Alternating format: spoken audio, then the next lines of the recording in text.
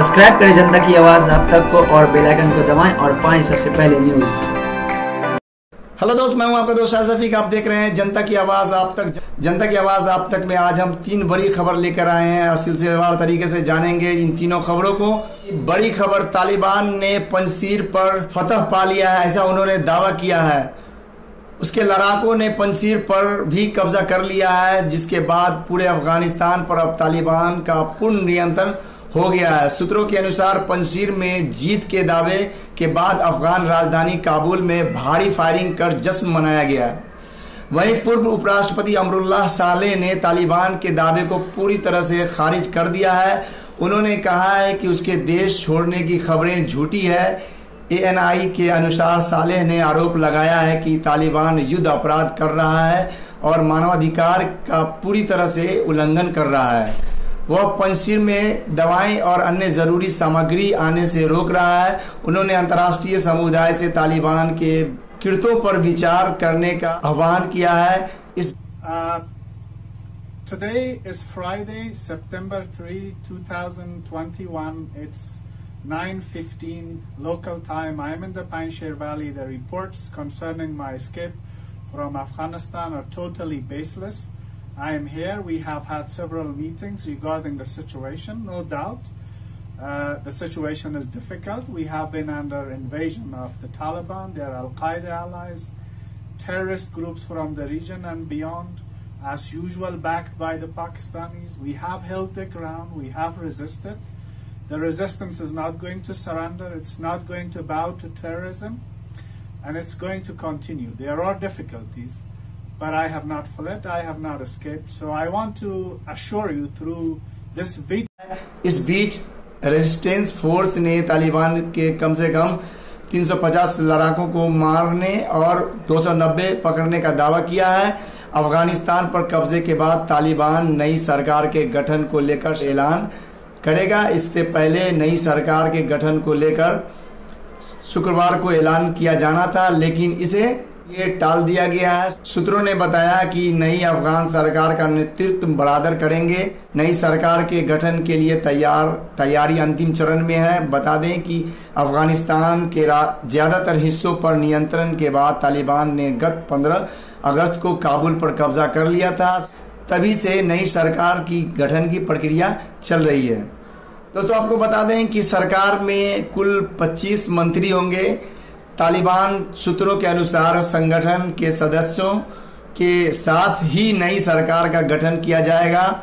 सरकार में 25 मंत्रियों को शामिल किया जाएगा, जिसमें 12 मौलवी होंगे। उन्होंने बताया कि कैबिनेट का जल्द गठन होगा, लेकिन इस बारे में अभी स्थिति पूरी तरह से साफ नहीं है।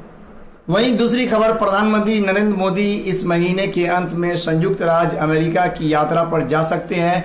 इस दौरान उनके अमेरिका राष्ट्रपति जो बाइडेन से भी मिलने की संभावना है। हालांकि अभी तक इस बात की कोई आधिकारिक पुष्टि नहीं हुई है। ANI के सूत्रों ने बताया कि कार्यक्रम को फिलहाल अंतिम रूप दिया जा रहा है। अगर सब कुछ ठीक रहा तो फिर PM मोदी 23 से 24 सितंबर को अमेरिका के दौरा पर रहेंगे। PM मोदी आखिरी बार 2019 में अमेरिका गए थे। इस दौरान उन्होंने तत्कालीन राष्ट्रपति डोनाल्ड ट्रंप के साथ ह्यूस्टन में एक विशाल प्रवासी कार्यक्रम को संबोधित किया था। जानकारी के अनुसार वाशिंगटन के बाद PM मोदी वार्षिक उच्च स्तरीय संयुक्त राष्ट्र महासभा सत्र में भाग लेने के लिए न्यूयॉर्क जाएंगे। भारत संयुक्त राष्ट्र सुरक्षा परिषद का एक अस्थायी सदस्य है और इसकी 1 महीने की अध्यक्षता अभी समाप्त हुई है। तालिबान के कब्जे के बाद संकट में घिरा अफगानिस्तान इस बार संयुक्त राष्ट्र महासभा में प्रमुख विषय होगा। अभी तक दोस्तों आधिकारिक पुष्टि इसकी नहीं हुई है। बंगाल में दुर्गा के एक आयोजक द्वारा अपने पंडाल में मां दुर्गा के रूप में मुख्यमंत्री ममता बनर्जी की प्रतिमा लगाने का फैसला करने पर विवाद खड़ा हो गया है। विपक्षी दल भाजपा ने इस पर नाराजगी जताते हुए इस कदम को घृणास्पद और राज्य के हिंदुओं की भावनाओं को आहत करने वाला बताया है। प्रसिद्ध मूर्तिकार मिंटू पाल अपने कुम्हार टोली स्टूडियो में फाइबर ग्लास की मूर्ति बना रहे हैं, जिसमें मां दुर्गा को तृणमूल कांग्रेस सुप्रीमो ममता बनर्जी की पसंदीदा सफ़ेद रंग की तात की साड़ी पहनाई गई है और साथ ही उनकी पहचान बन चुकी फ्लिप फ्लॉप चप्पल पहनाई गई है। पाल ने शुक्रवार को कहा कि मैंने मुख्यमंत्री की तस्वीरों और वीडियो को देखा है। मां दुर्गा की मूर्ति का चेहरा बनाते हुए यह ध्यान रखा कि ममता बनर्जी किस तरह से चलती है, बोलती हैं और लोगों से बातचीत करती है। उसी आधार पर मूर्ति को स्वरूप दिया गया है। उन्होंने बताया कि मां दुर्गा के 10 हाथों में हथियारों के बजाय कन्याश्री, स्वास्थ्य साथी, रूपश्री, सुबज साथी और लक्ष्मी भंडार जैसे राज्य सरकार की परियोजनाएं दिखाई जाएंगी। दरअसल आयोजक ममता बनर्जी सरकार द्वारा शुरू की गई कई विकास परियोजनाओं के बारे में लोगों को बताना चाहते हैं, जिसकी वैश्विक रूप से सराहना की गई है। वहीं दोस्तों आपको बता दें कि भाजपा ने जताई नाराजगी। बहरहाल भाजपा ने इस पर नाराजगी जताई है। पार्टी के आईटी सेल के प्रमुख अमित मालवीय ने ट्वीट कर कहा कि बंगाल में हिंसा के बाद ममता बनर्जी को देवी के रूप में दिखाना घृणा पैदा करने वाला है, क्योंकि उनके हाथ निर्दोष बंगालियों के खून से सने हैं।